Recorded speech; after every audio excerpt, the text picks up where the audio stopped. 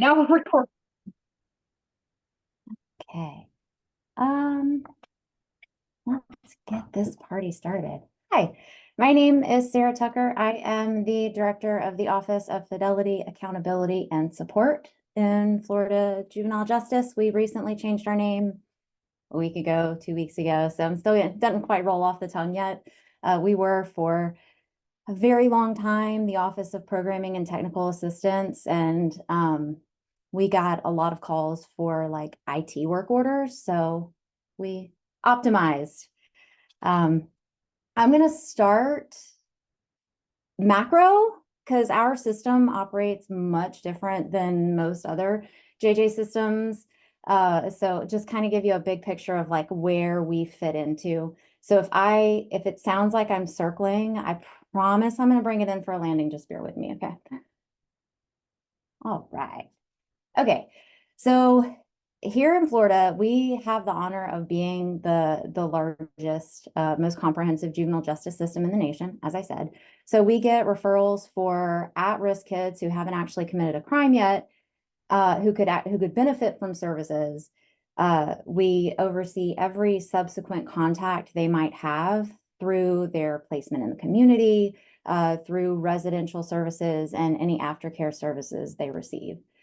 So for our prevention providers, they're all contracted. They provide voluntary prevention, intervention, and treatment services to our youth and their families. Our juvenile probation officers are all DJJ employees, with a few exceptions for those who provide aftercare services. We have 21 state-operated detention centers. They are all state employees. We have kids in detention who, when they've been committed to a residential program while they're awaiting their placement, while they're awaiting an appropriate bed, they stay in detention. So there are kiddos for a while. And then once they go to a residential program, those are all fully contracted. We have operational staff here in DJJ that provide very close oversight for all facets of service. So we've got education, health services, the mental health and the medical, monitoring and quality improvement, who make sure that we're providing adequate safety and security for our kids, and then our office that provides some more fine detail supervision. And then for DJJ, starting July 1st, we brought in-house our education services. So previously, the services were provided by each individual school district, wherever the program was located. That is now provided by one single provider contracted through us, where we provide the oversight. So they're getting the same service from Pensacola down to Key West. And when they go either from one program to another for whatever reason, or they end up going back home, we have the ability to have a little bit more of a hand into how those records are being sent back to the schools. And we have a little bit more of a hand in helping them get connected with post-secondary technical education. So we're trying to help provide that full coverage for our kids. So our team is, we have 15 FTEs. We're a very small piece of that very large puzzle. Like I said, we used to be the Programming and Technical Assistant Unit. We were developed in 2006, and ever since then, our mission has not changed. We promote the research, or we promote the use of research-informed practices in all of our programs. When our unit was originally established, a very long time ago, we were actually the trainers for several evidence-based services, including ART, T4C, LST, those kinds of things. As the needs of our department have developed or evolved, we moved away from providing those trainings and referring them out to other trainers to then training our internal services. So we have our own in-house impact of crime. It's our restorative justice curriculum. It's similar to victim impact, listen and learn, We have our own motivational interviewing curriculum. We make all of our direct care staff receive. And then we also provided for a time until very recently all of the trainings for our risk assessments. So we have individual risk assessments at each step. So our prevention, they have a specific tool. Our community, they have their specific tool. And then in residential, they have a specific tool. So we provided all of those trainings. And now those trainings are provided by another office, but our unit provides the fidelity monitoring. So they go in and they make sure at fine detail that they're answering the questions appropriately, that they're checking their collateral sources, that they're using effective motivational interviewing skills to engage the youth and their families in actually answering the questions. Because, you know, some of our kiddos don't always want to participate. So we have 7 staff who are specifically designated to providing SPEP services. So we do our SPEP reviews. We provide targeted technical assistance based on the findings of those reviews. We track over year the trends in each individual residential program so that we can better identify where their needs may be. And then we provide additional coaching sessions for not just SPEP, but also our risk assessments.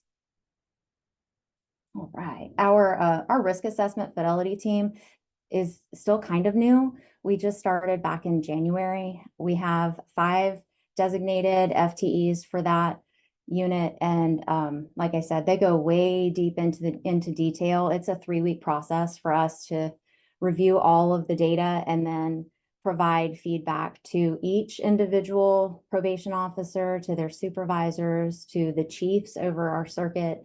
And then we provide a large coaching session for everybody. So we really— And Sarah, I'm sorry to interrupt. No, We've please. got a question about what risk tool you're talking about, what the risk assessment is that you guys are using. So we have developed our own risk assessment. So we have our own tool with our own scoring that lives in our main brain, our juvenile justice information system. That's a bigger discussion. How do you want me to go into more detail, Dr. Chapman? No, we had a question and I wanted to make sure that was answered. Well, just to follow up with that, did I hear you right, Sarah, that you have kind of a different variation of that tool based on the level in which— did I hear you say that right?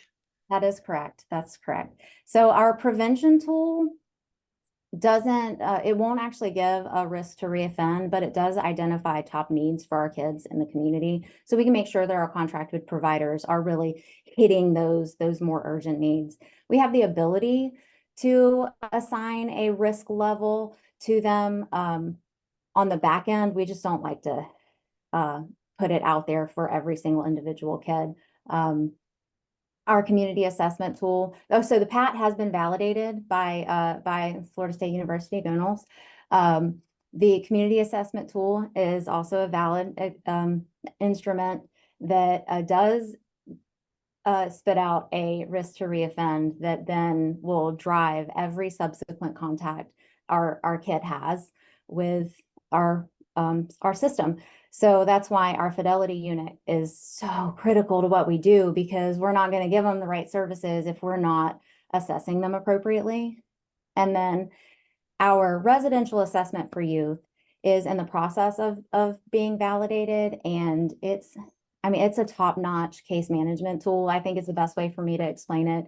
So they go into a residential program, they have to have an initial assessment within a very short time frame of when they get there. It's a time frame big enough for the case manager to establish a rapport with them, but soon enough that we can really dig in and start working on a good performance plan for them. And then they are reassessed throughout their stay, and then they get an exit assessment before they leave, so we can compare those dynamic risk changes to, make sure that we actually targeted what we should have been throughout their stay with us. Yes. Is that good? Yeah, good stuff. Yeah, for sure. Listen, I love what I do. It's exciting. Okay, so here's my landing, right? Now I'm going to talk about that. So it's a big piece. There's a lot of moving parts in Florida DJJ and within our fidelity, accountability, and support unit. But specifically for SPEP, like I said, all of our residential programs are contracted. So we will go in and assign services or negotiate, agree upon, whatever you want to call it, services for each program based on their assigned type before they start providing services. So if something were to change, if they were to just decide they don't like using a curriculum, we do have the ability to modify to make sure that we're providing things that are actually appropriate for or the kids would be interested in. But we try not to make those changes because it's not good to upend services, obviously. So this form is is an exhibit attached to every residential contract. It takes the guesswork out of things. So we make it very clear what you're doing, who you're giving it to, how long you have to do it, if it's open or closed. We try to take the guesswork out. We have about 1,500 residential beds right now. So as you can imagine, these there's a few of these out there, and our needs change regularly. So we do sometimes have to reevaluate. The page after this one on the actual form that I don't have a picture of in my presentation designates their primary services. And it goes so deep as to say when that service was designated as a primary. So again, it takes the guesswork out of it. So, and these are shared with everybody. They're published in our SharePoint folder, so everyone at DJJ has access to them. I feel like I'm talking very fast. No, it's good. You care if I ask a question? Because I think if I'm remembering correctly, Sarah, you in Florida are a centralized system. Am I saying that correctly? Mhm. And we would be more decentralized, right? So correct me if I'm wrong. What you're saying essentially is that this is a menu of programs or services that is pretty consistent across all of your facilities, right? Like when you guys go out and you SPEP, you're SPEPing a lot of the same services just implemented in a different location. Is that accurate? That is accurate, yes. Okay. And Yeah. it was not intentional. We didn't do that intentionally. It's just kind of how, as we narrowed down to those more effective services, that was just how it ended up. Yeah. Like those are the agreed upon services in Florida, right? And so you're consistently out there ensuring that they're being implemented well. And we're a little different, obviously, in Pennsylvania in that we kind of have a vast array of services, residential and community based, and there really isn't a kind of a specific menu. So that's why I just wanted to kind of mention that I thought it was distinctly different than what we do. Yeah, yeah. So if it's not on a table for a program to be providing it, they should not be providing it. Right. They're Right. not allowed to do.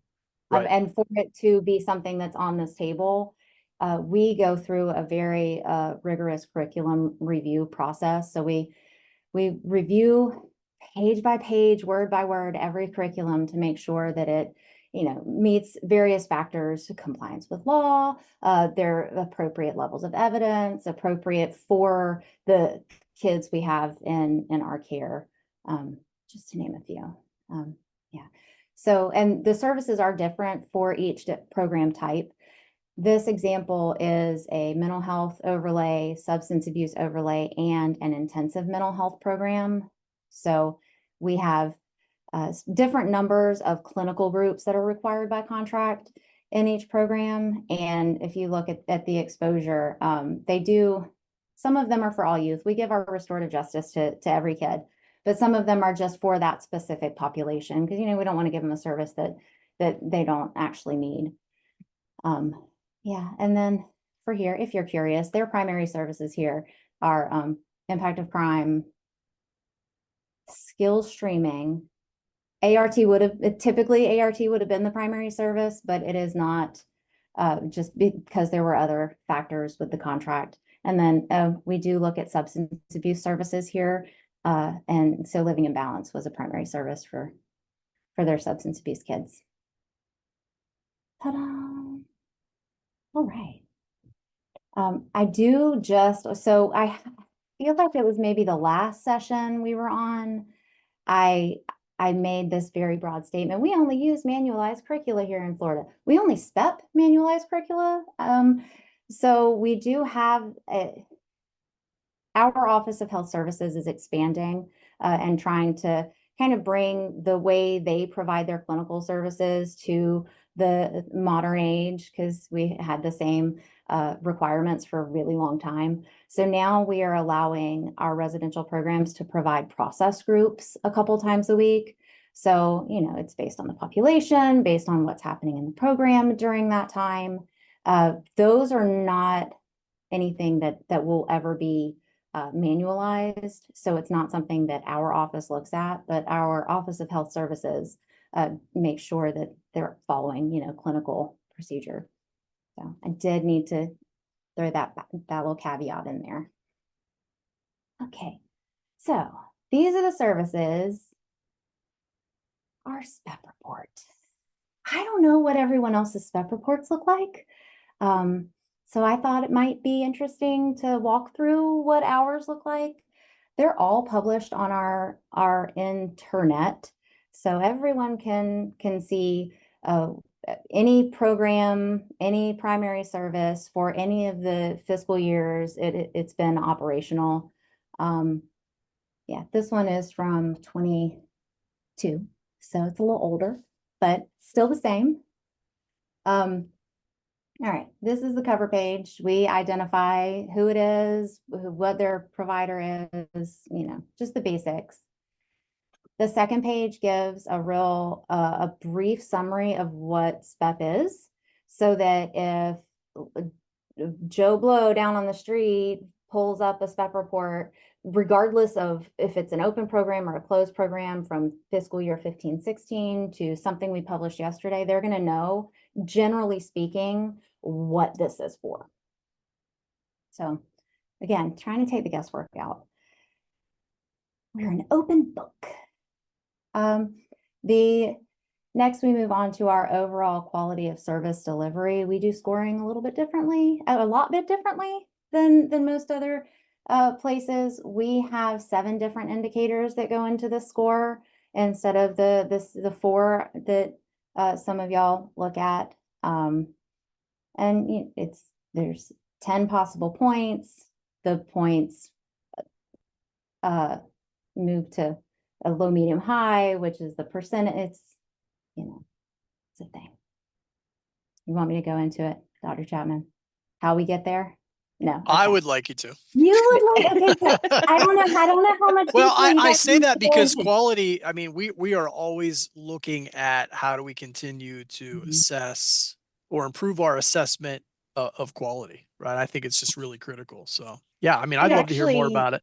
You do it slightly differently than some of the other folks. You came up, you were early birds in the SPEP quality process, and I believe you've got some measures in there that Mark and I looked at that were fine, certainly, and strengthen your model and certainly met your needs as a state and your concerns as a state in terms of quality, but are not necessarily on other people's quality lists. So this might be interesting, actually. Yeah.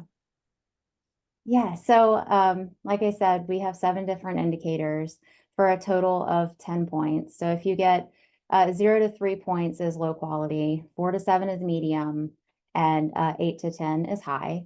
And then low turns into 25%. So it's 5 points, 5 of the 20 points.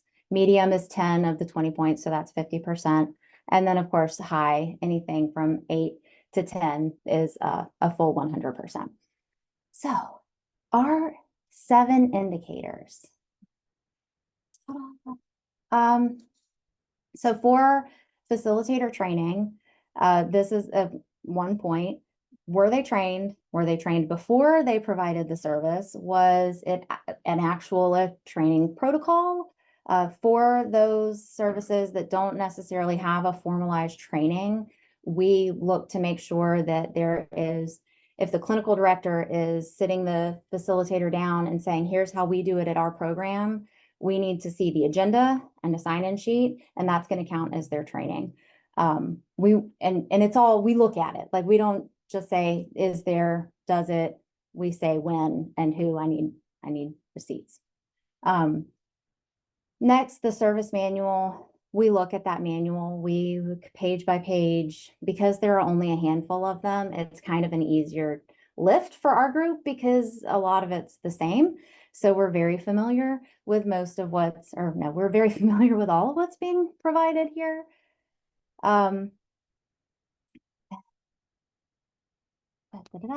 We make sure that they know who's supposed to get the service, what day of the week the service is supposed to be provided. Every residential program is supposed to have a daily activity schedule posted in a public area so they know where the kids are supposed to be and when they're supposed to be there.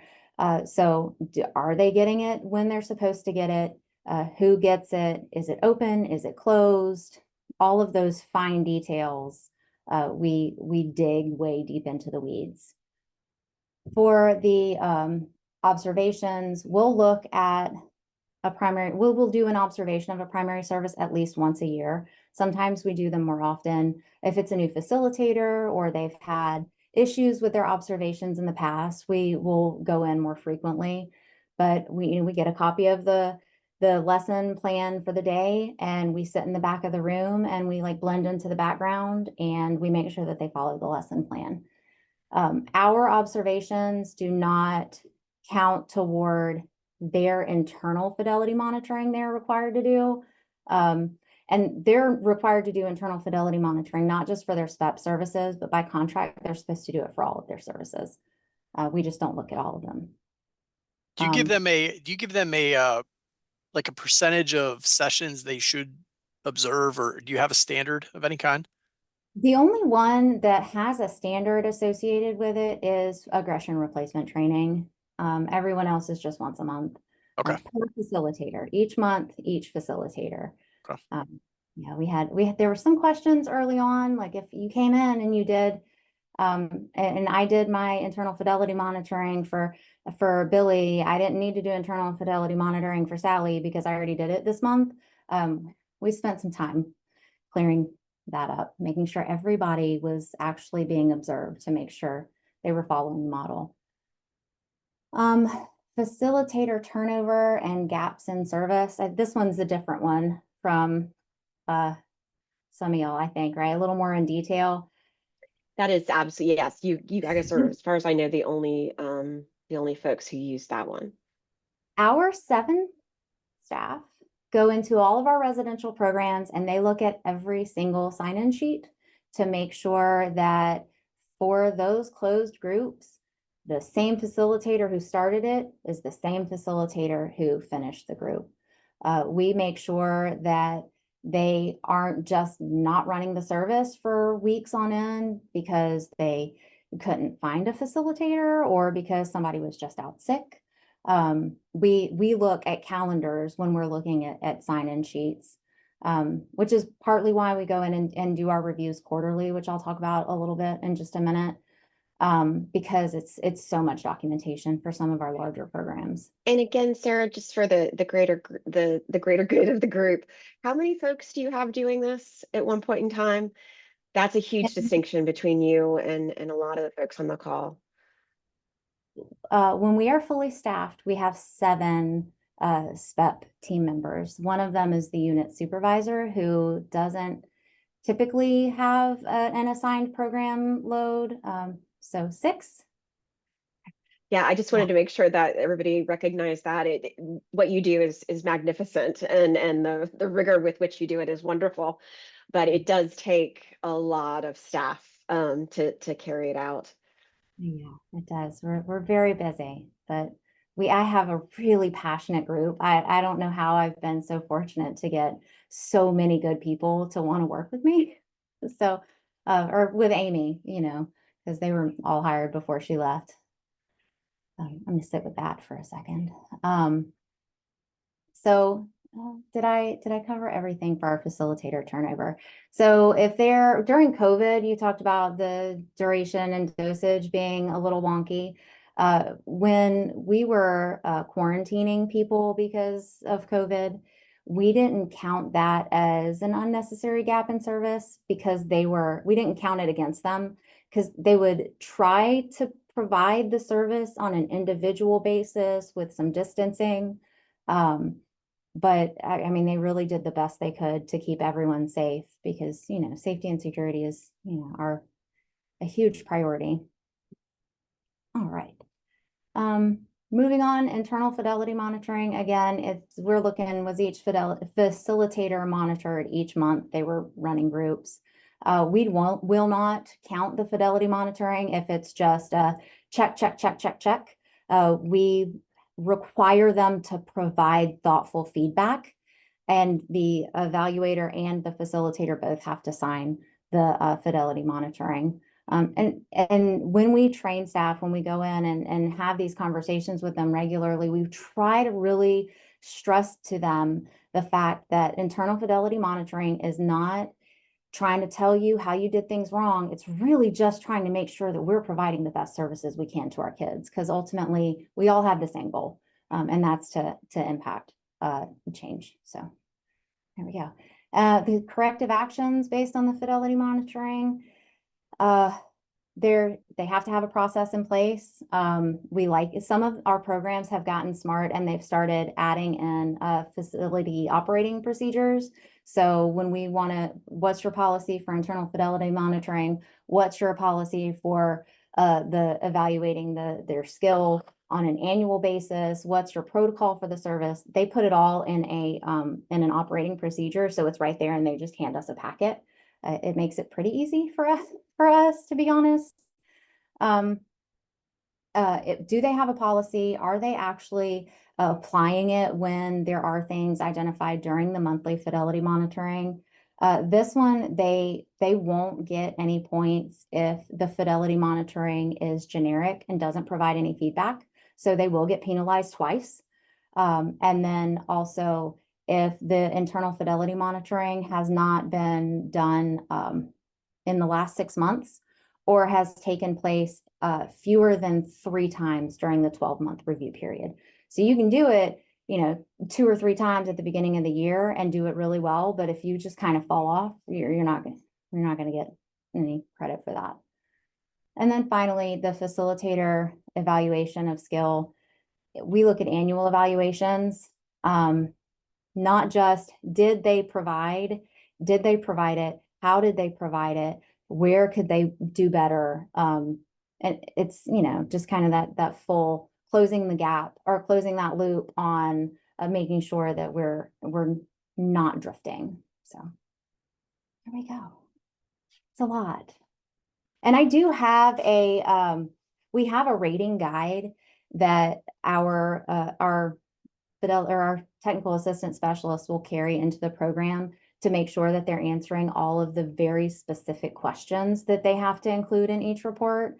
And we will provide it to the programs as well. So again, there are no questions. We are an open book. This is an open book test. We want everyone to do well. And this is how you do well. So do you train folks to get as facilitators? I mean, as folks to come in and rate this? Certainly. Yes. So for our internal staff, our onboarding process normally takes about a year, because there's so many different scenarios. Wow. Across every year. The way things change, things happen, especially these staffing issues we've been having everywhere.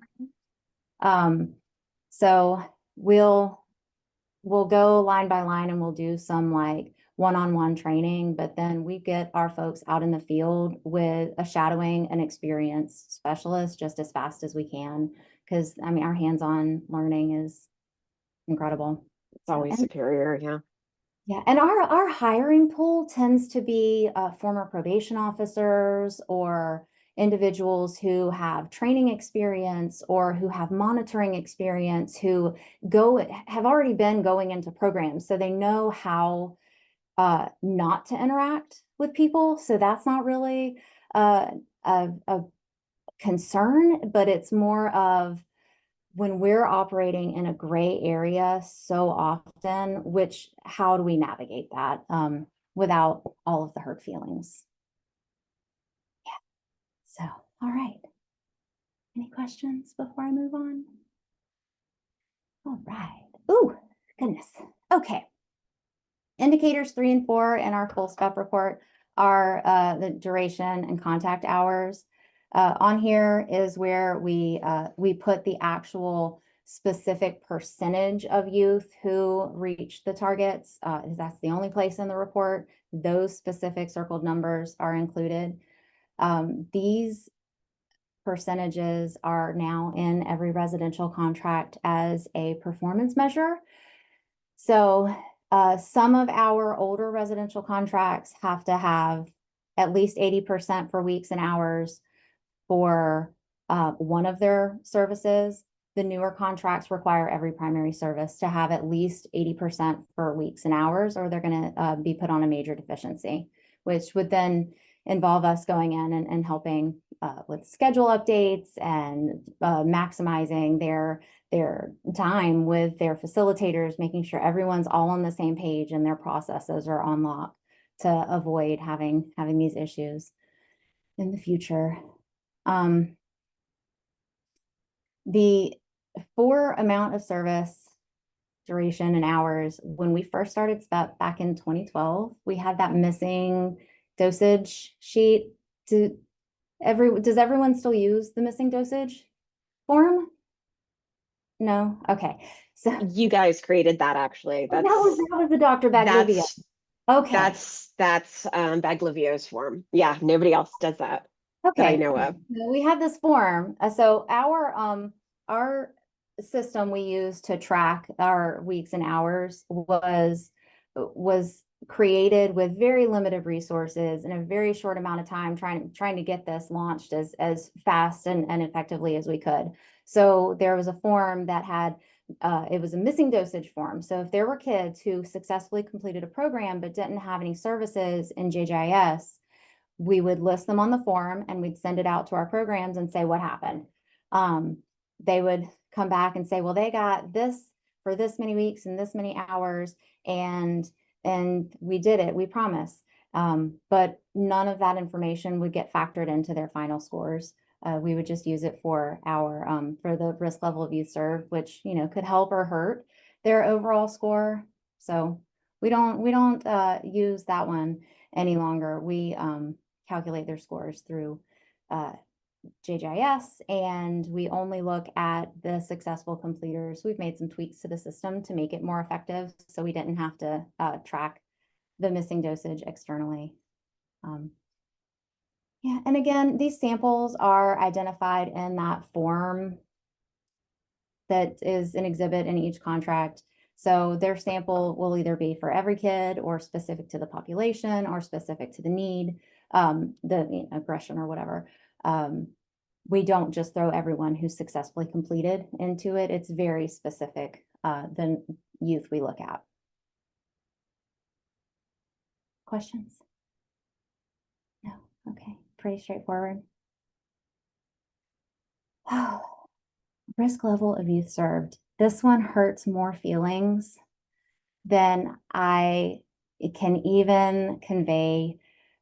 We only look at residential here in Florida. A residential program is not allowed to refuse a commitment. So if we tell them they're getting a kid, they're getting a kid. So if the court commits a kid, they're getting a kid. They have no control over the score. So what we have taken to doing over the last several years is if they get fewer than 20 overall points for this section, we do make a note in the summary at the end of the report. This was affected by factors outside of their control. We'll never hold the program accountable for this. We need to work better to make sure that we're keeping the lower risk to reoffend kids in the community. And likewise for our for our sex offender programs, those tend to be those lower risk to reoffend kids. We also include a separate caveat for those. Providing services, it's important to make sure that sex offender services are available in the community, because this overall score is an indication of the system, and it just happens to fall on the program specifically. Yeah. Like, it really hurts people's feelings. And then we have, yes, sir. Sarah, is there any tracking on that? I understand it's out of control for the facilities, but having some running documentation about how many low-risk kids,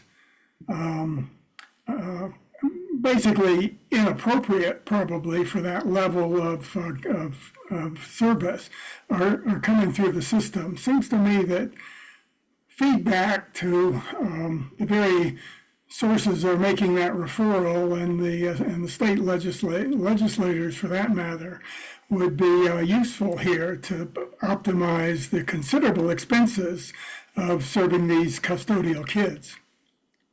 That is a very good point. Yes, our Office of Research does track all of that information, and it is made available to everyone, all of our stakeholders. Do you think it gets any attention? Sometimes it does. Okay. And so when it's out there, it's out there. But when we sit down with someone and we say, you really need to look at this, this is part of a problem, it will get attention. It will start a bigger conversation. But we try really hard to continuously have those conversations with our partners in the state attorney's offices and the judges. Yeah, good. I think it's important. We have liaisons in every circuit and every county that they are constantly meeting with our state attorneys and judges, just to make sure that we're all on the same page. We're all on the same team. Thank you. Very good question. All right. Anything else? Any other questions? No? Okay. So we have, every SPEP report has summaries and recommendations. We, summarize and recommend things as one might guess.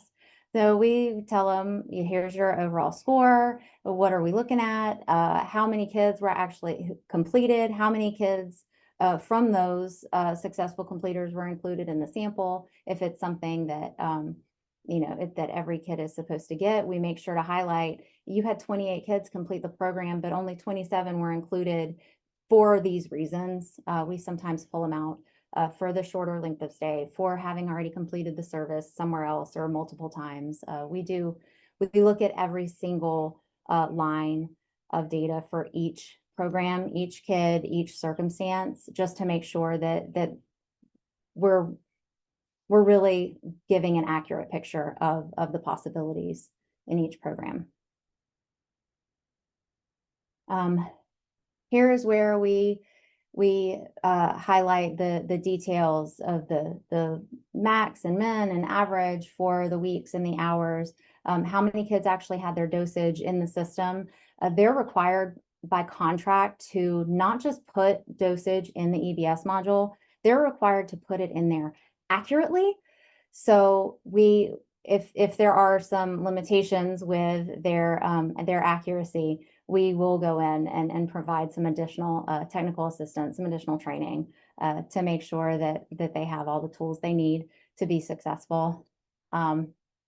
We summarize, here's your risk level of youth served for the CAT. The section I mentioned previously, if they didn't have those moderate, high, and high risk to reoffend kids, we do tell them, like, this is a systemic issue. It would have been a higher score had you received all of the points for that section, just so the people who are actually providing the service who might see this understand, like, your score was low, but it would have been really high if the situation had been a little bit different. You're doing everything you should be doing, everything you can be doing to be successful. So we really want to highlight to them when they're doing great things, because again, that's not something in their control. And then we will have recommendations. So for anything that's lacking in their quality, we'll tell them, you know, you need to make sure that you're not stopping a group in the middle of a cohort, that you're providing fidelity monitoring each month, just another little opportunity for us to help improve their service delivery. And then the last section on here is about their data entry into the EBS module. All right, that is our SPEP report. A lot. Any questions? I'm almost done, I swear. This is fascinating just to see what's in, at least for me, because I haven't been part of and worked with you guys in so long, to see how it's evolved and where it came from. How many kids? Give me an idea, and everybody on this call an idea of the volume. So we have 1,500 beds. Oh gosh, I think last year there was 2,600 kids thereabout that we served in residential. And that's residential only. And every single one of them, we looked at every single kid.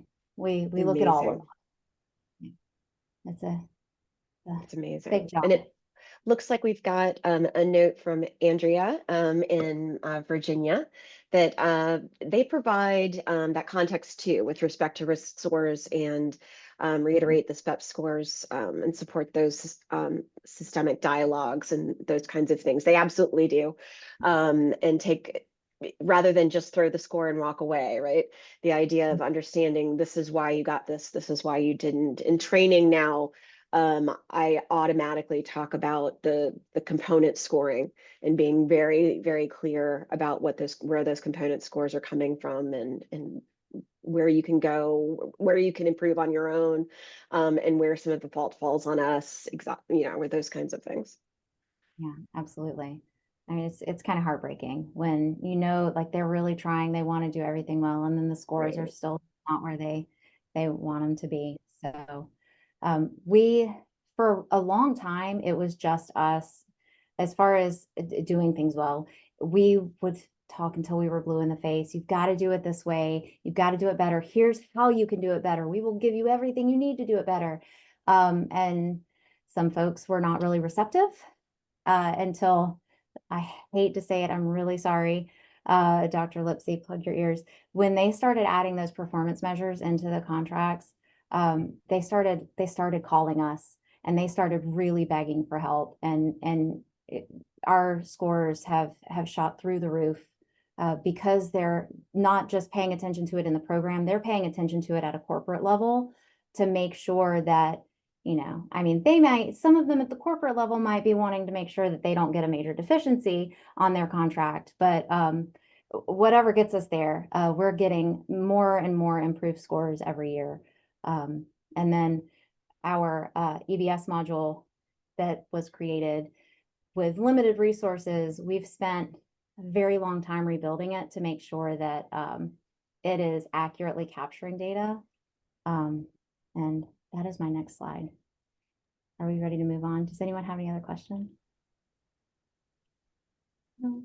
And Mark didn't need to close his ears, I don't think. I'll speak for him in terms of including that in the contract. We've recommended it.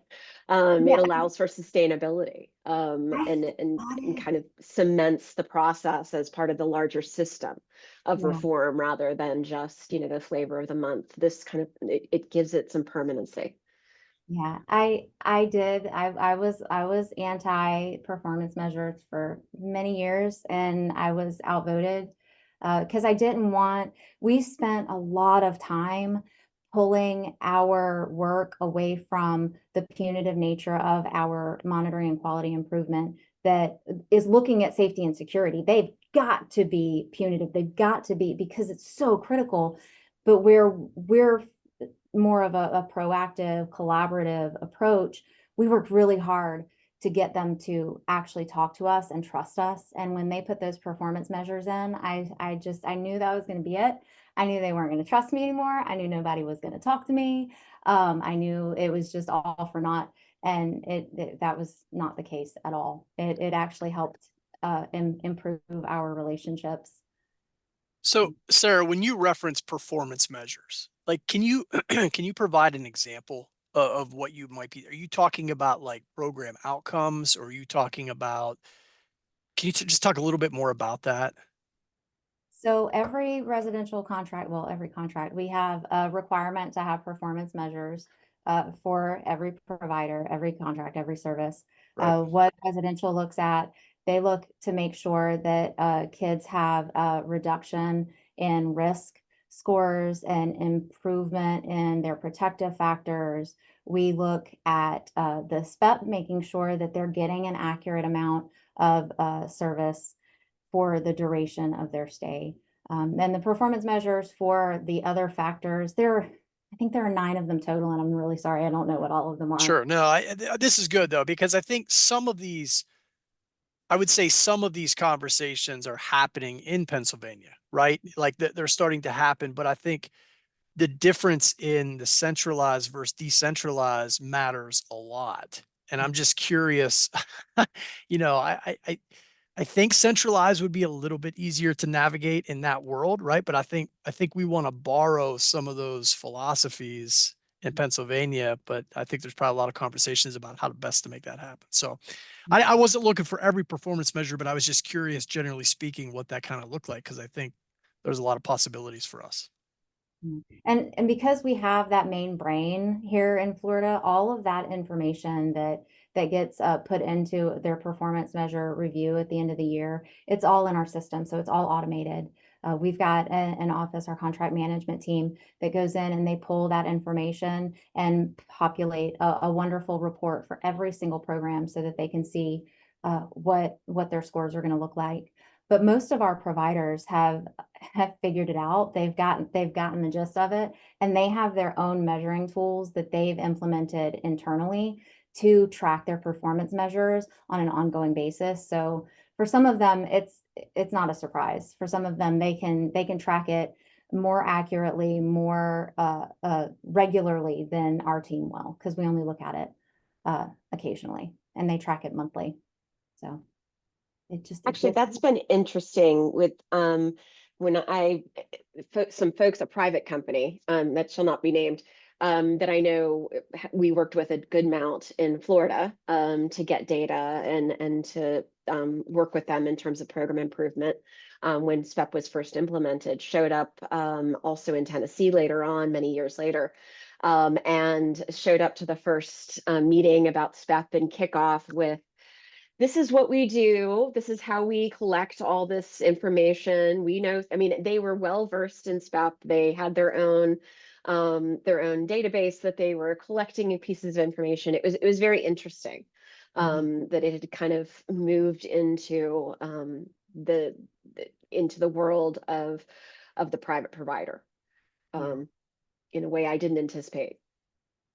Yeah, it's exciting because that you don't get the surprise from them, and they can course correct without us really having to do a whole lot when they're doing it appropriately. Some of them haven't really got on board with that yet, so we do a little bit more hand holding. Yeah, so it's exciting. I like it. It's fascinating to me. Okay. All right.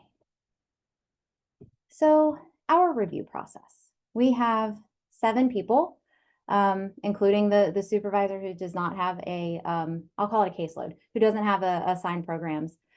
We go in quarterly to do our reviews.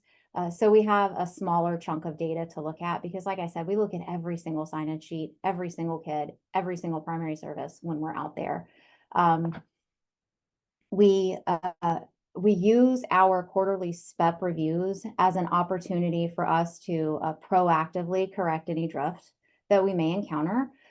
We don't look at the manual every year. We don't look at the annual evaluations, like their annual performance evaluations every quarter. I mean, we look at the bigger pieces of it so that we can identify if there's a place for them to improve, 3 months, 6 months into the year, instead of waiting until their final SPEP report gets published And, you know, we're potentially a year past a mistake they made that they just kept doing for a year. So it helps us be more intentional with our work in the programs by being in there more often. And they like it. They welcome us in. They want the assistance. We still only provide one annual report. So there's a smaller report that my team will generate that the providers will see. It goes into our brain, it goes into the JGIS system, into our monitoring module. So they get a copy of it. The residential folks can see a copy of it. Everybody has the exact same information. It's all tracked, but it's not scored. They only get one score during the annual report because, again, we know things can change. They can get better or they can get worse. So we only score things once a year.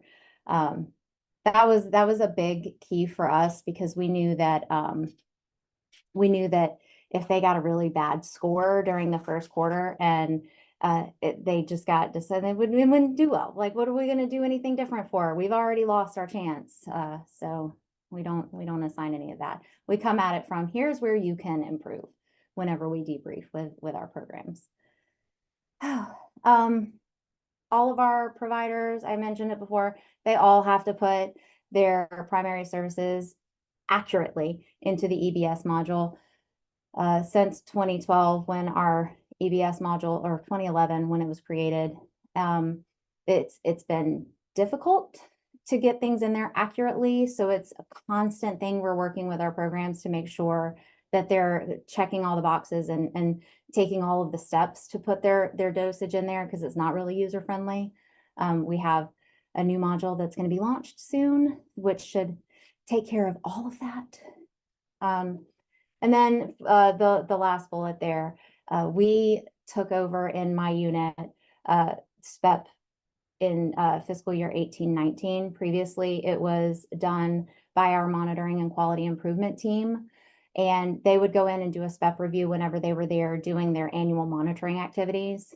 And annual compliance reviews don't happen exactly every 12 months. They move them around.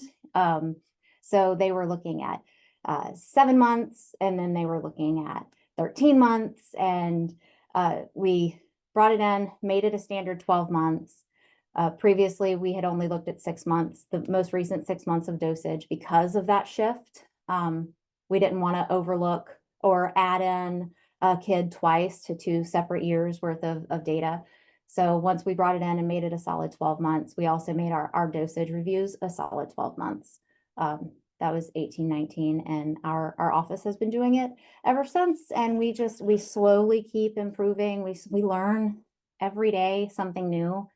We have a brand new question every day from somebody that just makes you go, huh? And yeah, it hasn't gotten old yet. I've been down here 7 years now. So something new every day. But with all of this, it's again, it goes back to we're upfront, we're an open book, we're proactive, we're collaborative, we're coming out there to get you. We're not gonna sneak up behind you and change the rules last minute. You know, we try and make every step along the way as transparent as we can for everybody, and inside DJJ, outside of DJJ. When we finalize a report in our office, it goes up to our residential services headquarters team. They review it. They ask us any questions they may have that they want to ask one-on-one and not to a greater team. And then we have another conversation with our regional residential staff that provide the oversight, the contract managers who do the administrative piece of the contract monitoring, and the providers from a corporate level all the way down to their clinical directors and case management staff. So we're having these conversations, not just every quarter when our team's out there talking to them one-on-one, but a full team of people from our headquarters office all the way down to the folks on the floor providing the services. We're all on the same page. We all have the same conversation.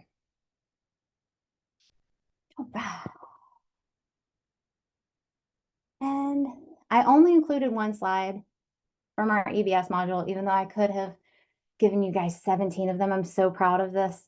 Amy Greenwald, my predecessor, and me, we worked for 6 years to rebuild our EBS module from the ground up. We scrapped the current one and we started fresh. So now there are so many different things that I could go into, but would not really make a difference to you guys. The biggest piece for me that we're going to be able to provide for our users is tracking weeks and hours. So when a kid is in a program and they are in a service, as they're going through the service, they're going to be able to see week by week what they have. How many hours has this kid had, and how many weeks have they had? And we also include in the system what those targets are. So they see my kid has to have 15 weeks and 45 hours. And right now they only have 14 weeks and 40 hours. So they constantly have that visual that they really do need to make sure that they're providing every last minute that they can, and that they should. Whereas right now it goes in the system. We get an extract from our system once a month. It's during the first week of the month. So if you ask me on February 25th, what your dosage looked like from July until today, on February 25th, I can only tell you what it looked like back to January 31st. So I can't give you current information, whereas this new system is going to be able to do that day by day. And it automatically pulls out any gaps in service. So yeah, I see your face. Yeah, if they don't provide a service for a week, it's going to reduce that total number of weeks automatically in the calculations. This is hugely useful. And Yeah. are you starting to use this, or is it how? It has not been launched yet.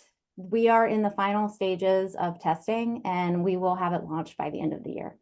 I don't think there's any other state in the US that has this level of detail in terms of duration and dosage. It's pretty exciting. Yeah, I'm super Sarah, comfortable. huge. who entered? So the residential service provider would be entering this data into this module. Is that correct? Every program has an assigned data entry person or two to update their dosage. Yeah. So our current module, the way it works, so this example here, Walton Academy for Growth and Change, they have a mental health component and they have a substance abuse component.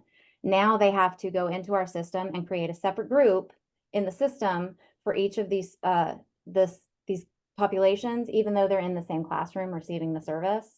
Then they have to go in and they can enter a start date, and they can enter an end date, and they can enter a total number of lessons and a number of hours for each lesson.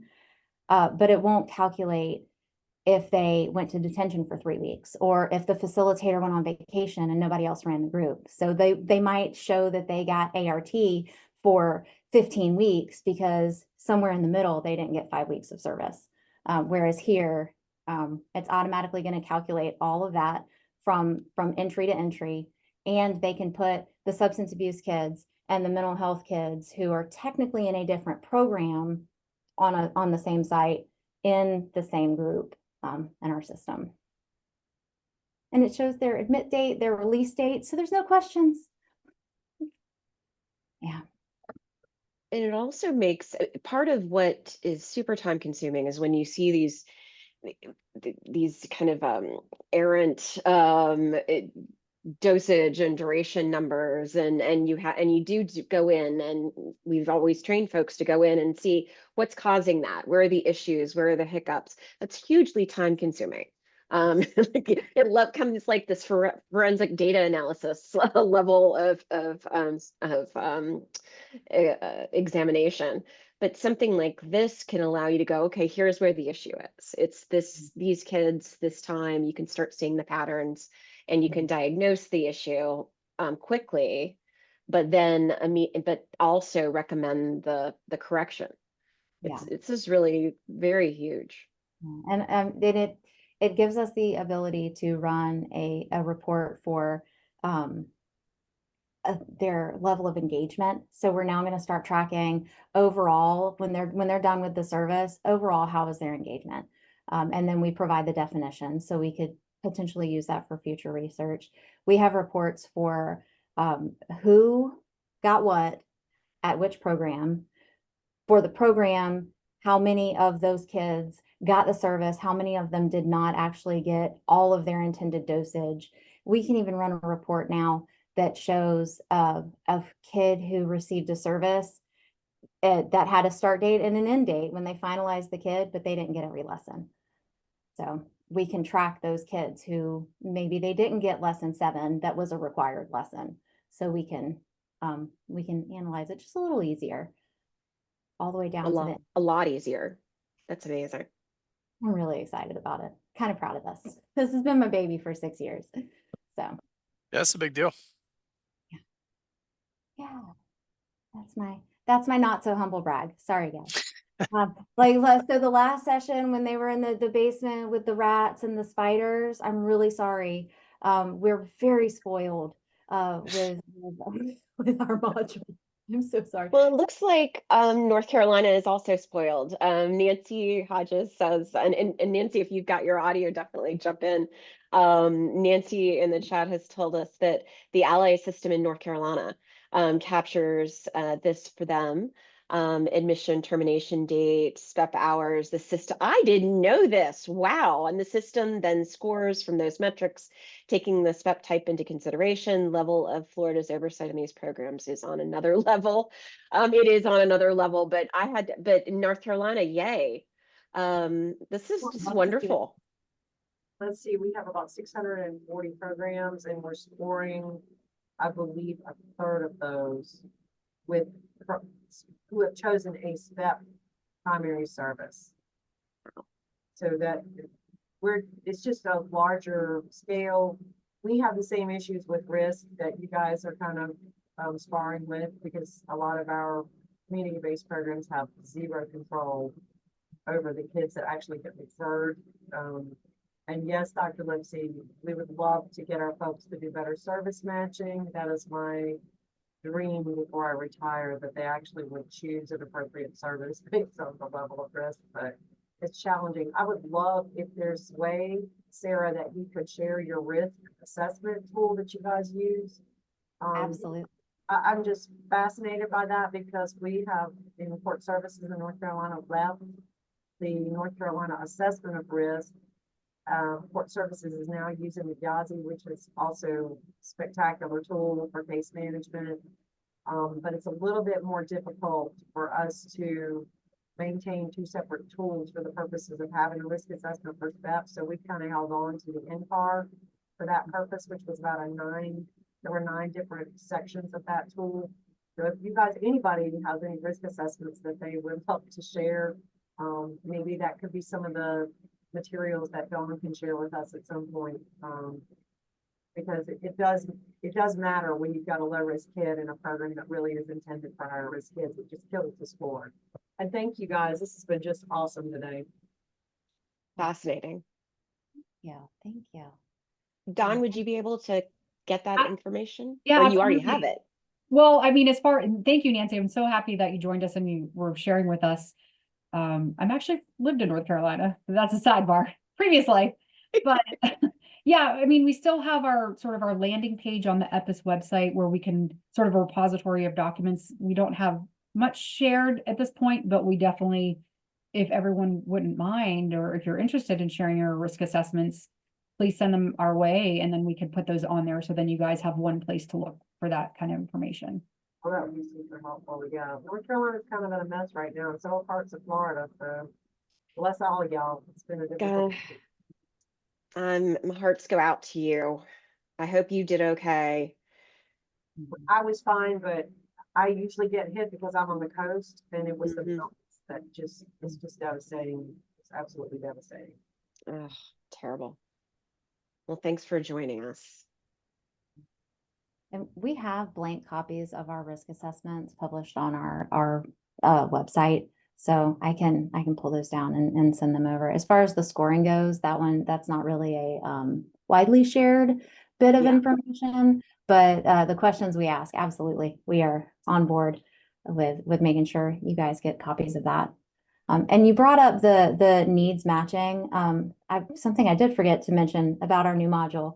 So when we add in interventions, we are matching, or we're identifying which of the domains we assess with our tools are met by those interventions. So, we've got our domains for the community, and then we have one extra that includes vocational for our residential programs. We match to this service which of these are going to be covered by these by these interventions. So when we go back and we look at weeks and we look at hours and we compare it to our recidivism, we can also make sure that they're matching it to their top needs. So just kind of rather another than just what spaces are open, that they're actually being thoughtful about making that connection. absolutely. And we've got Melissa Furtado has asked what your website is. If you could tap it into the chat, but then make sure that Dawn has it, so that maybe you could Dawn, would you mind sending it out after the meeting? Yeah, absolutely. That would be lovely. There we go. We are djj.state.fl.us. Perfect. Thank you. And I Gosh, highly recommend, if you haven't poked around that website, it's really stunning, the level of data that Florida, the Sunshine State, has available. They're an open records state, so they've got a huge amount of information on there that other states would not be allowed to release. And we publish our data published regularly, all of it. Yeah, so it's all out there. It's pretty cool. And that's what I have. That was my presentation. Thank you. Thank you, Sarah. That was Thank you. wonderful. Thank you so much. It was a lot. I hope it wasn't too much. No, it was fascinating. Go ahead, Chris. Sorry. No, that was great. I just am curious. So this is residential specific. Do you guys do anything SPEP related for community based? We were at one time looking at our community-based programs. The model we had in place here in Florida was not really conducive to effective service delivery. It targeted some other needs the kids had, but not specifically their group services. So we pulled back from looking at those interventions several years ago because there was no way we were going to be able to actually improve it. Yeah, unfortunately, no, we are not in the community right now. Okay. My only other question, I'm sure there's other ones from other folks, but I'm just curious, being a centralized system where you guys seem to be really nice and tight and have a really consistent rhythm to how you assess services. I would guess that a lot of your services do perform pretty well. Is that a fair statement? Like if we look at like a pop score, they would perform pretty well. And when you don't see a service that's performing well, is there a certain area where they typically, is it quality or is it amount of service, or is that not something that, you can easily answer? Yeah, it really does depend. Okay. It's situational. Sure. We have found since COVID with our staffing issues that our quality of service scores do tend to suffer when it comes to facilitator turnover and gaps in service. Because, when you have to provide case management services, you can't necessarily stop and provide the restorative justice curriculum they have to, because you've got, 25 other things on your list, which my heart goes out to them, but there are, contract requirements they should be following. But then again, we also have some issues with dosage when we have lower risk to reoffend kids. Some of our jurisdictions, they're very punitive when they are going to go to residential placement. So we have some programs that they get a majority of their kids are low risk to reoffend because the juvenile judge in that area is just zero tolerance. So they're not only is their risk level going to be lower, but their length of stay is going to be so much shorter because they're going to meet all of those other benchmarks before they could finish a 16-week program or a 24-week program, because they didn't need to be in there in the first place. Yes. So it really does just depend where they are in the state and what the circumstances in the individual program. We see it all. Those are the only questions I had. I appreciate everything you presented and all the questions you took. Are there questions from other folks? I just have a quick one, and maybe you mentioned it and I missed it, but how many residentials do you have for the whole entire state? So we have about 1,500 beds. I think right now I have a cheat sheet over here. Yeah, a lot of beds. I just wasn't sure how that was split amongst. We have of 61 different, 65 different, somewhere in there, different program components. So it may be a mental health program that has substance abuse component and borderline or a developmental disability component. That's going to count as 3 separate SPEP reports or two separate SPEP reports. But yeah, we've got about 65 different programs, and each of those has at least 2 primary services. Every residential program, we look at impact of crime because we do our own individual studies ongoing for our restorative justice curriculum. So every kid is expected to finish that service while they're in residential. And then we'll assign another primary service specific to that program type. So the JSO or substance abuse, for our intensive mental health, our comprehensive kids, we like to do like the DBT type stuff with them. But it's just, it depends specifically on kids. Yeah. Well, for those 1,500 kiddos, so where specifically, like geographically, how many where are they located? So how many centers or residential facilities? What's that number? It's a little over 30 different Okay. indications. Just trying to And wrap my head around it. Yeah, we have one all the way west over in Quarry Station in Pensacola. I don't know if you guys are, yeah. So we've got one all the way over there, and then the farthest one we have south. We have a couple programs in Miami, so we span the state. Got it. But it looks like we've got a question from Sean. Hi, Sarah. Just had a quick question regarding the qualitative analysis piece. I saw that it was included, the fidelity and service delivery was rolled up into maybe the annual feedback or the corrective action piece. But is it something that's provided for like delivery? Like ART, has performance feedback. So my question is there feedback for the facilitators on performance exclusively, or is it? Yeah, that's kind of the question. yes, every month they should be getting valuable feedback from thoughtful feedback from their quality monitors. Yes. Yep. Okay, thank you.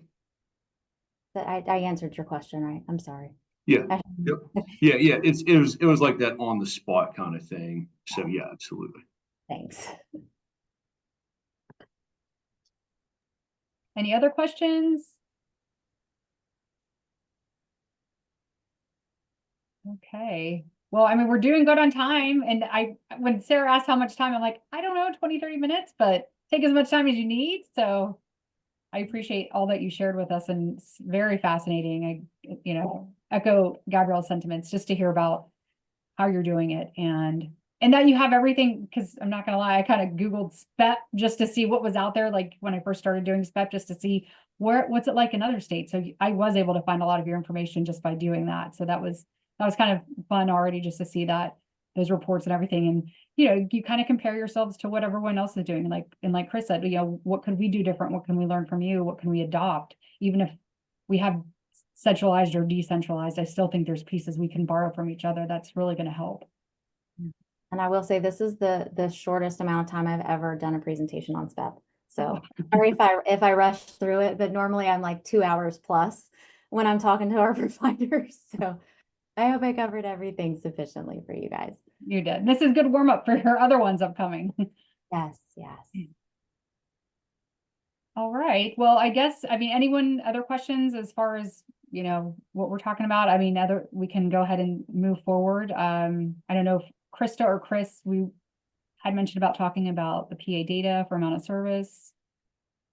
Yeah, I mean, I'll be I think honest with you. so. It feels like not near as dynamic as what we just discussed, right? We just wanted to have a few things available, you know, to potentially fill in depending on how things went. And so I think you talked a little bit about this, right? And Krista, you can go ahead and share your screen. We'll just make this kind of a casual conversation rather than really a sharing opportunity. But I think one of the things that we continue to try to do is improve, you know, our process of helping others improve, right? And so one of those things is specific to, you know, amount of service. And oftentimes in our performance improvement process, we're communicating a lot with probation around that, right? We feel like they really probably hold the cards as it relates to amount of service.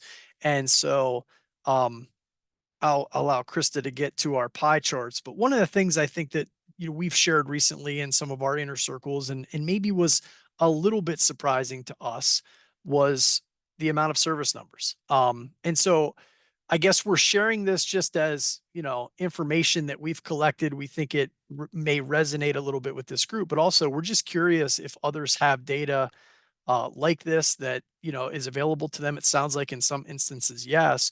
And we're curious if, you know, like well, I'll allow Krista to talk and then we'll kind of maybe segue into some conversation. So Krista, I'll go ahead and let you just talk a little bit about what we have here and then we'll see where the conversation goes. Okay, so I've lost Zoom completely. All I can see. So I'm hoping that you guys are seeing the charts on the screen. All I can see are a couple of handfuls of faces and my Zoom calendar. So I'm not sure what's going on there. So I apologize for that. But we've really been taking a look at the focus for us has been on amount of service and helping providers and probation departments understand, you know, the optimal amount of time for that recidivism reduction potential. So we, you know, started breaking it out. We historically, I mean, we've been doing SPEP and PA since 2013. We have some of our historical individual youth data between 2013 and 2020, but it was kind of hit or miss if we had every single individual there. So we've really kind of focused on our data collection processes, following a validation study that was done published in 2020. We really kind of revamped our data collection, data sharing agreements with our Juvenile Court Judges Commission to really kind of beef up those processes. And with that in mind, we've really focused then on, you know, making sure that we have the individual cohort data so we can run some of these analyses. And really what we're finding, you know, so this number, 470 youth was really kind of a targeted focus for a particular time frame that we were looking at, duration and dosage, and just to kind of get an overall picture of where we were. And what we're finding is we're almost right down the middle. That about, you know, it's about a 50-50 split with kids meeting that dosage and duration. And I've been working the last few weeks after we had a meeting with our level 2 trainers in preparation for an upcoming advisory group, is really kind of to dice that information even further, looking at our community-based versus residential, because we're spepping services in both in both areas. We have you know, a decent amount of community-based providers that have gone through the process, as well as our residential providers. So we're trying to see, you know, is there any impact on that? And unfortunately, no. That data again is kind of split down the middle. So then another idea was, okay, well, what kind of impact did COVID maybe have on our dosage and duration, and what are we seeing with that? So we're looking at, you know, the cohorts, you know, the start date of when youth began the services to kind of see, you know, is there any impact there? There definitely was an impact. You know, that's intuitive. We should have known that there was, but our percentages were still within the 30, you know, within a 27 to 30% range for 2020, 2021, and then 2022. So, you know, again, a little bit lower than what we were seeing, but it's not a dramatic difference when we think that, you know, our best case might be, you know, a 51% of the kids are meeting dosage and duration. So we just really quite haven't been able to for lack of a better word, crack that nut on what is it that we could do to, you know, really improve that. So we've been focusing on some messaging, and encouraging, providers and probation officers to, understand that, as well as helping providers kind of identify what is their target time frame, and are they even meeting that? If they, have a particular time frame that they've thought would be good for the service, are we even within that ballpark? To eventually get them to the point where we're, making gains on the recidivism reduction capacity, but even just something as simple, do providers have a targeted time that they feel that kids should be in these services, and whether or not we're meeting that. So we're really tackling it from a lot of different angles. And that's kind of where we're at. So I'm curious if anybody else is seeing anything, if they're, collecting any of that data themselves, and what kind of trends they're seeing, and that sort of thing. I'm actually very interested to hear that kind of the responses on that, what folks are doing when if they are seeing this, and what they're doing with it. I know I've talked to a couple different JJ systems in different states where they took a hit with service hours and duration, but during COVID, but never really have recovered. To be honest, there was the huge dip in service, and then it just kind of became the way business got done, and never went really back to the number of hours and the duration that they saw pre-COVID.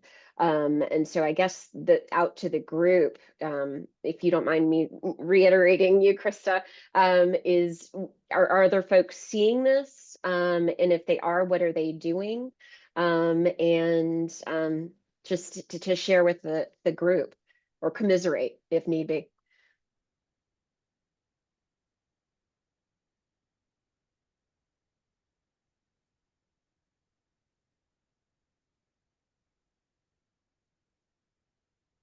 Well, and with Sarah, I know it looked like, I mean, because that was the other thing, what was a reasonable expectation? And it sounds like your benchmark was 80%, right? So as long as they're meeting 80%, like we weren't even sure, what can we reasonably ask? Right. Now that they know targets, okay, we want you guys to get 75%. That's such an arbitrary percentage, but like, what makes sense? It's really hard to know. But Maybe to that, all build up. to Dawn's point, Sarah, I think I heard you say this, but I wasn't sure I completely understood it.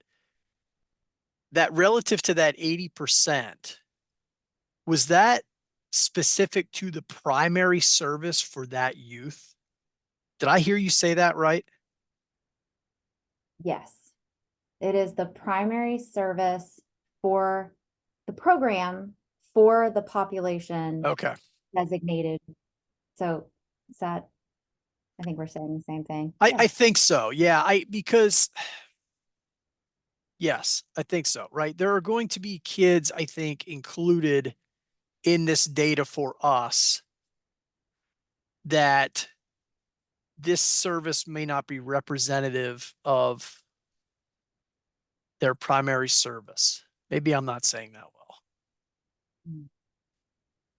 well.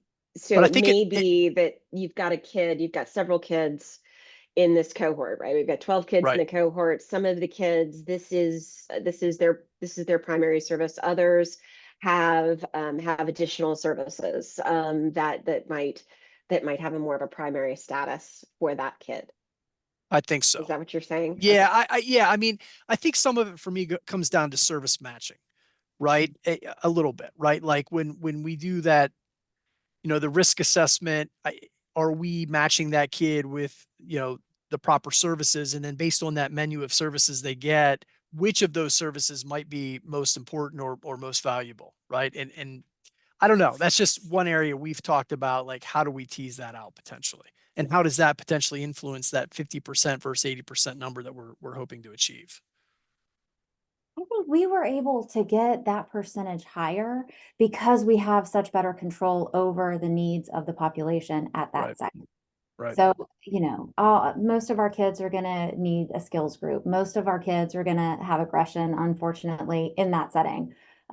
So I feel like us getting that higher percentage was because of that level of control we have. But I don't know that I've ever pulled a full sum of all of our kids, all of our completers. Yeah. And now I don't think I've ever looked at it from this perspective. So I'm gonna go do that later. How we've calculated our things, just to see what it looks like. This is interesting. Chris, I'd be kind of interested to see how dosage and duration are impacted by systems that have that no reject, no eject. I would agree. Because I think it would be interesting to look at the difference that we're getting with regards to service outcomes when you're not necessarily shopping for a perfect service match, but you're just shopping for an open bed. So it would be very interesting to compare some of that outcome data between a state like Pennsylvania and a state like Florida. Sure. I agree. I will say, although our residential programs aren't allowed to say no to a placement, we do have a team of commitment managers here in Florida who are intimately familiar with their assigned programs, and they work very hard to make sure that even if that kid was committed against our wishes necessarily, that they are going to be put in a really great placement. We don't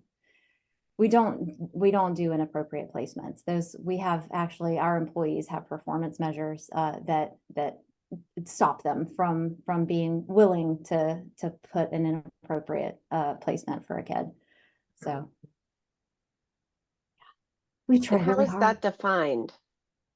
How do you know they've done that? I think it's interesting. And so it's literally part of their kind of HR eval is whether you've done the appropriate match for a kiddo or you've gone off the rails. Yeah, our programs are very vocal when they think they've received an inappropriate placement. I bet. As you can imagine, because they can't tell us no. They tell us how we were wrong when we're wrong, and it'll start. So our commitment managers are required to look at the entire commitment packet for our kid. That includes, the charges, their history, a comprehensive evaluation. They have to take into consideration location, because we try to keep them as close to their home community as we can.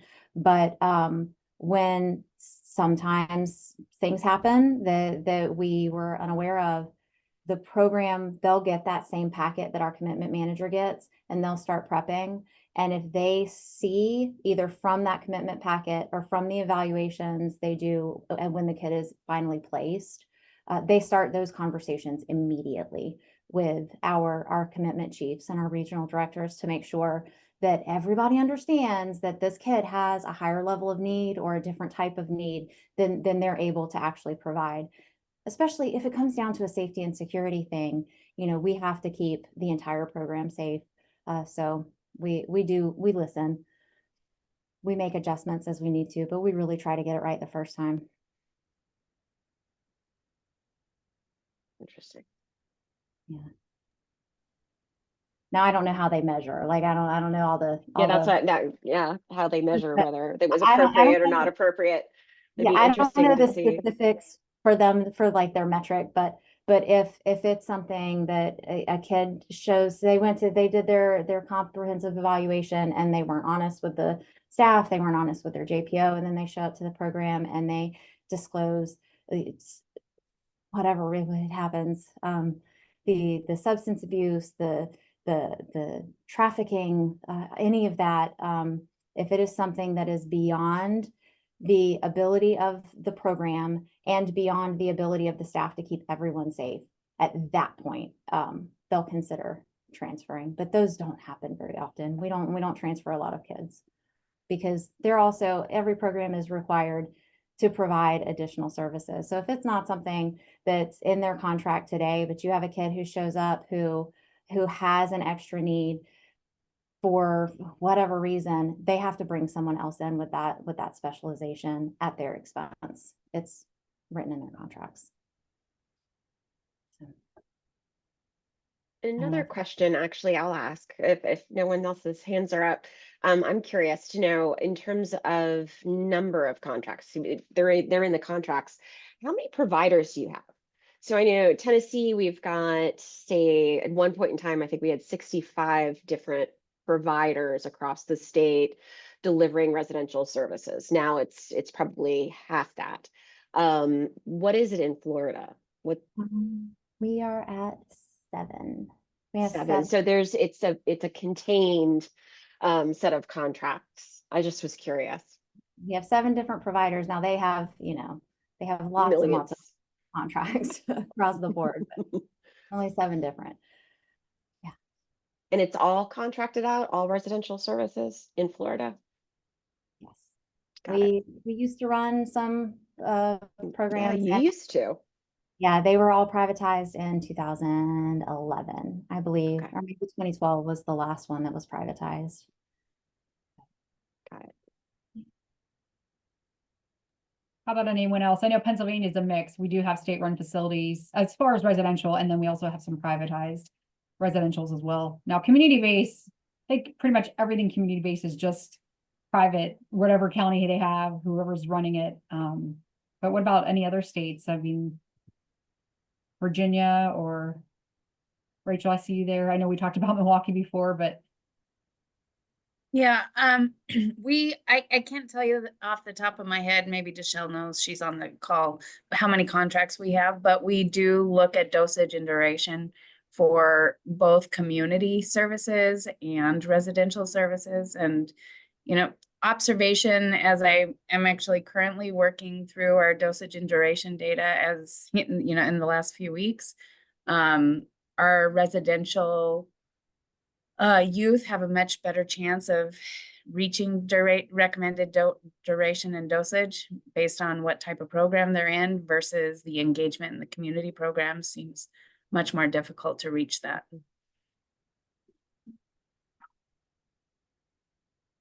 I would definitely echo what has been shared in terms of contracts. If we're talking strictly residential facilities, we actually don't directly contract with any of them. They are contracted with us through our behavioral health system partners. And in general, in Milwaukee and the surrounding areas, there's about 4 or 5 that we contract with. But there are several other residential facilities throughout the state and even out of state that we end up contracting with, however, have no desire to directly contract with us. There is definitely racial disparities that have to be noted here, and there is not a desire for our residential facilities to contract directly with the youth justice system. And then much of what we find, because Milwaukee County is so different than all of the other 71 counties in Wisconsin, much of what we find is discrimination and other things that occur when our youth, which are predominantly Black and brown, are in some of these other counties where the folks that look like them and the folks that live in those areas do not. The folks that work there and the folks that live in the surrounding areas do not look like the Black and brown youth that we serve. And there's many instances where we're dealing with complaints such as, youth being called the N-word and different things like that happening with not only other residents, but staff and things of that nature. We actually had a facility tell us that they didn't want to take our youth anymore because they are in an area where folks leave their cars and doors unlocked. And so the fact that auto theft is a big deal in Milwaukee, they no longer want to accept Milwaukee youth. So residential care is a really hot button issue in the state of Wisconsin, especially given that the county of Milwaukee is so vastly different than all the other 71 counties. But I will say in 2025, there's an expectation for Milwaukee to manage all of its out-of-home care needs and no longer having our partners in behavioral health or in child protective services do that for us. So the number of direct contracts that we hold may look different in a conversation next year, given everything that's happening. But I still don't know that it'll be more than the 4 or 5 that I mentioned. I think those contracts may just be directly with us instead of through our partner behavioral health services entity. Do you think they'll I give you a don't know. little more control over how the kids are treated or served, or With that 4 or 5, Mm-hmm. possibly. I would like to say so. There is hope in everything, Gabrielle. So it's quite possible. Sending good thoughts. I am sending all the good thoughts and all the good vibes, and I think things are going to be great next year because the contract changes over to some different initials. Got it. Got it. I was hoping. I was hoping for the best. It is what it is. And I'm not sure I actually answered the question. I kind of went off into, the issues What's that we stressing you have. out the most right now? There's that. But hopefully that answered the question. It did. Thank you. I didn't know if anyone else wanted to share. So for Virginia, just really quickly, because it can get complicated, but we have one state-run facility that we have, and then we also contract out with, we have 24 locally operated detention centers, but then we also establish contracts with them to have programs for our direct care youth, our committed population. And then we have a contract with a regional service coordination model, EBA. There, a few of them are on the call, who then subcontract with providers to facilitate community-based and residential programming. And Lindsay can correct me if I'm wrong, but I think it's around 80 subcontracted providers who can facilitate a wide array of services. And then we have funding that we term BJCCA funding, and Melissa's on the call, so she can certainly correct me. But we have plans across all 76. We have 76 plans across all localities, which they kind of develop plans to deliver services more for the front end youth, prevention services, and predispositional alternatives for the court involved kids. So that's kind of a really quick kind of picture of Virginia. In terms of the dosage and duration, I echo what everyone has already said. So I would probably fall into the commiserate category. I think staffing still continues to plague across all services, community-based and residential, and actually was very intrigued with Sarah's presentation with the turnover and the gaps in weeks of service. I feel like that's what we're seeing most is the facilitators are not staying the same because of turnover. So you're not getting that consistency, and then we are seeing gaps in weeks in terms of service delivery more so. So that's pretty quick. I don't know if anybody else on the call from Virginia wants to add anything. I think Lindsay has said she's having some microphone issues, but that you are correct. That you are absolutely correct. And it looks like from EBA, Virginia, 119 contracts and growing. Yes. Yes. So that's a big difference, I think. You mentioned turnover, though. That still continues to be the bane of our existence for residential community across the board. It is every time we have a call, no matter what side of the state we're on or what setting, that's just the constant struggle and battle everyone's facing. I would echo that here in Wisconsin. Like it's just keeping up to date with all the people doing the data entry and how many times those people turn over is a big challenge all on its own. I haven't met with the state or talked to anybody that's not having some significant problems in that area in terms of turnover. So Gabrielle, this is Nancy in North Carolina. We're having a little bit of a different discussion when we have our monthly staff meetings, and the issue has become one of resistance on the part of juveniles and parents post-pandemic. They are just super resistant to following through with, it doesn't matter whether the court orders it or not. There's a tremendous amount of displacement in North Carolina right now. Families are transient. They're moving across county lines. And the staffing issue is kind of a looming thing that sits over all of us in this work and in social services because nobody wants to do it.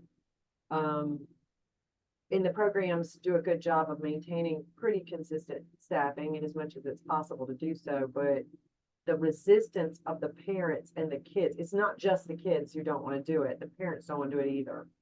And so even something that's court ordered, it's just been like pulling teeth to get follow through and engagement on the part of the parents and the juvenile to complete anything. And so if you don't get a commitment from them to do 16 weeks and 24 hours or 15 weeks and 45 hours, and then kind of really handhold with them, then your dosage is what we're seeing across North Carolina has been, that's been the place where we've lost ground since the pandemic, would be dosage. And these are community programs you're talking about. At this point, we do have some residential programs that are SPEPing for particular EDP skills programming.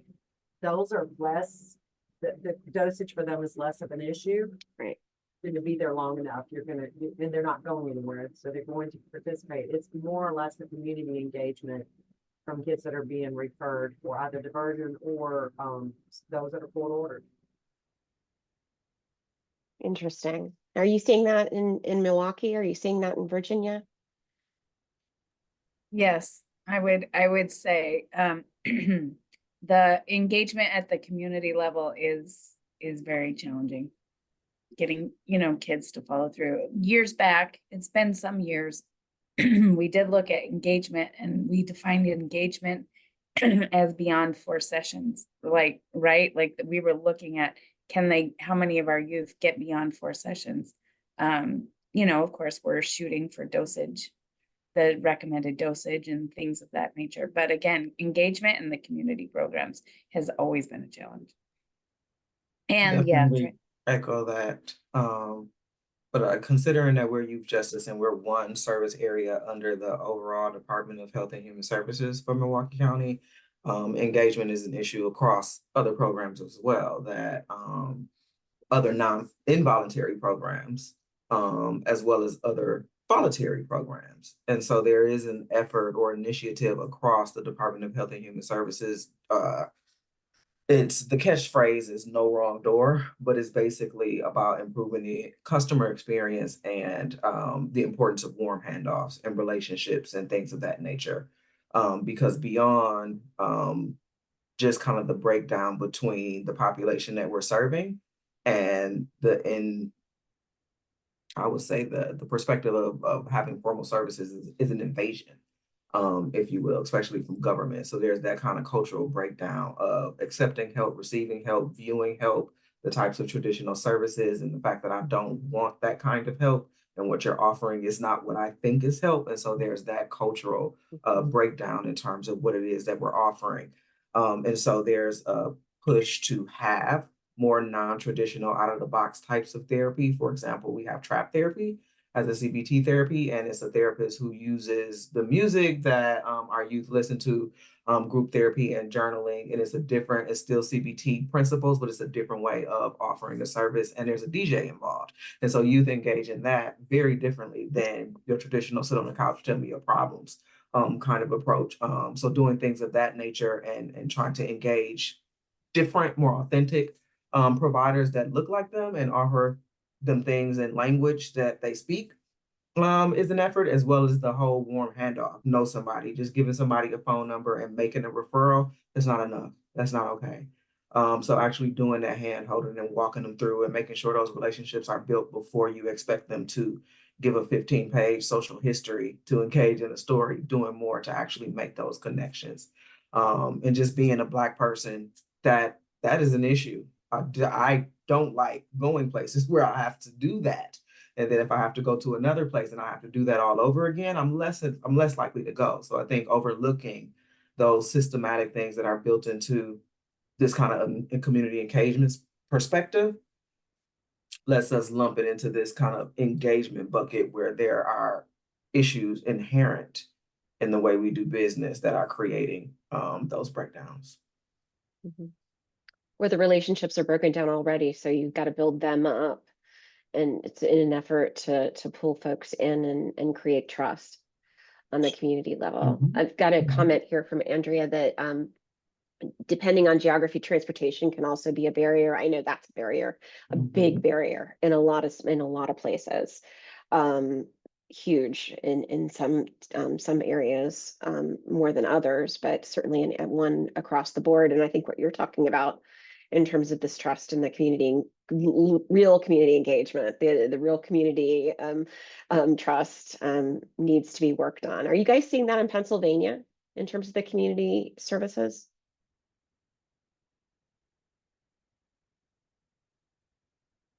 Or not? I'll let some of my staff answer that. Well, I was gonna see if I saw Sue, but her camera went off. I thought maybe Sue from Lebanon County Probation might be able to talk a little bit to that.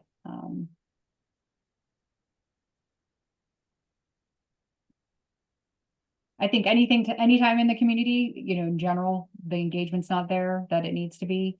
And it, for various reasons, but I'm not sure how much it's really impacting where we are today versus, pre-COVID. I could imagine it's definitely been in a decline. And that could be where those dosage and duration numbers are, as far as with Krista doing even more of a breakout as far as community. That's what I'm thinking. Yeah. So I'm interested. And we've got from Ashlyn Brookshire says transportation opportunity costs when parents work and don't get PTO. Absolutely. How do you do things when you just don't have the physical time or availability to do it? Is also a huge issue.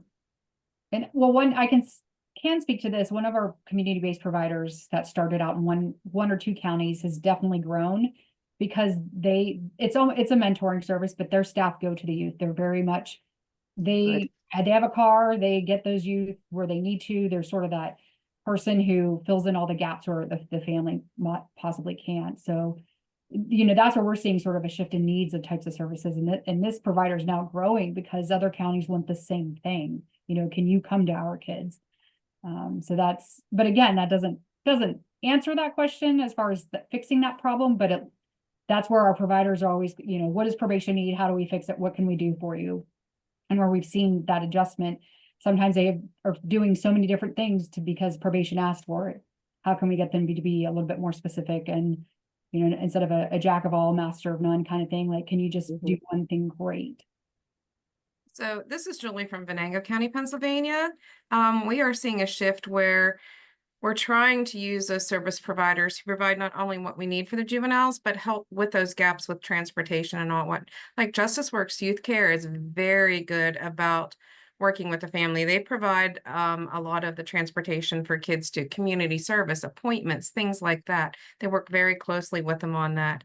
MST is another one that's very good. So I think it really depends on which service provider you are using. Now, drug and alcohol, they don't provide that service. So sometimes there's a struggle for kids to make those. But with them being local, at least it's a little better. We have, like in our community, we have Franklin Oil City. So we try to place the kids in that treatment based on the area where they live in. So they at least have our little more opportunity of being closer to where maybe they can even walk to those. So I think that's a lot of what drives the participation and the acceptance into those programs. I get that. Deshelle, you said stealing staff. What do you mean by that? That's a really big deal. Like, it's become a joke in meetings so within our agency or Department of Health and Human Services, our umbrella agency, there's service areas. So you got staff jumping from one service area to another, especially when you have good staff. So if there's new opportunities or things like that going on, like you got a good team with somebody, and so the turnover is real because that service area wants that person. And then it happens between community and government as well. If we see people in the community that are really good, it's like, oh, I would love for you to come and be my program manager or vice versa and all. So like, it's just a big deal. We're talking about it all the time. People announce promotions and say, we're going to have a new team we're creating. I apologize in advance for the staff I'm going to steal. Like, it's just a whole thing because of turnover, retention, and just the inability to be able to keep good people. Or there's just not enough people that are willing to do this job. Agreed. I agree with that completely. All of our former trainers who train our evidence-based services got snatched up by private providers. And then half of them have gone on their own, and they now do their own T4C training or LST, or not LST, but they go out and they do their own trainings now because, you know, we have limitations with our pay scale, They unfortunately. can, and yeah, and well, and they can do it, and everybody has the right to make a living wage, right? In safe conditions. Yeah. Any other thoughts on that? I'm still stuck on that trap therapy. I love it. We have a couple providers who, you know, they do the barbershop talks and they have music studios where, you know, they do their own tracks and all that, but like, it's not a clinical thing. It's therapeutic, and we might have clinical folks in the background who are paying attention to help build a rapport or get topics to work on. But like, to actually be able to call it a therapy, oh my goodness, that opens doors. That's incredible. Yeah, so trust me, I have Googled. Yes, I got it. I think we got the link for that. I put the link in the chat. Thank you. It's so great. Thank you for sharing that. That's awesome. You're welcome. And that's exactly what we're here together for. I mean, share this information and these great resources that you guys are coming upon. We love it all. And just being mindful of the time, we're about 4 minutes to quitting time.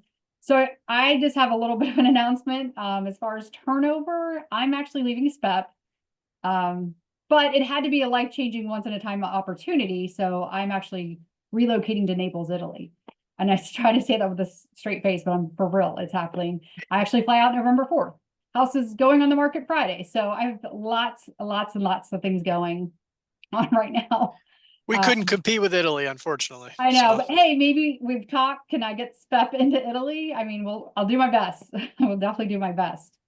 But just, you know, all joking aside, I really have appreciated everyone's time and this opportunity to have this forum and this platform. And I think this is something that we've needed for so long. So Shannon alone is actually going to be taking over my place. So I know she'll do an amazing job as far as keeping this going and alive. So it's been a pleasure working with all of you. And I, you know, just being able to respond and be like, hey, do you mind presenting? We want to hear about you. So everyone, please continue to feel like you have a voice here, because you do. This is your platform to share with us and to talk all the things. Chris, you went mute. I don't know if you were saying anything. So that's Sorry. all I have to say. But No, I mean, it's a job well done. Obviously, we're going to miss you. Dawn does a great job, not only here in Pennsylvania, but she's been truly instrumental in bringing this learning lab together and having this platform for us to connect. So we're going to miss her, no doubt. Would not have happened without you. I'm very, very grateful to you. And SPEP is grateful to you in the bigger picture. Yeah, absolutely. You've grown this. I appreciate that. Took a vision and ran with it. Took a vision and ran with it. Me right there, Dr. Lipsy. If it hadn't been for you, none of us would be here today. So thank you. But so emails will be forthcoming.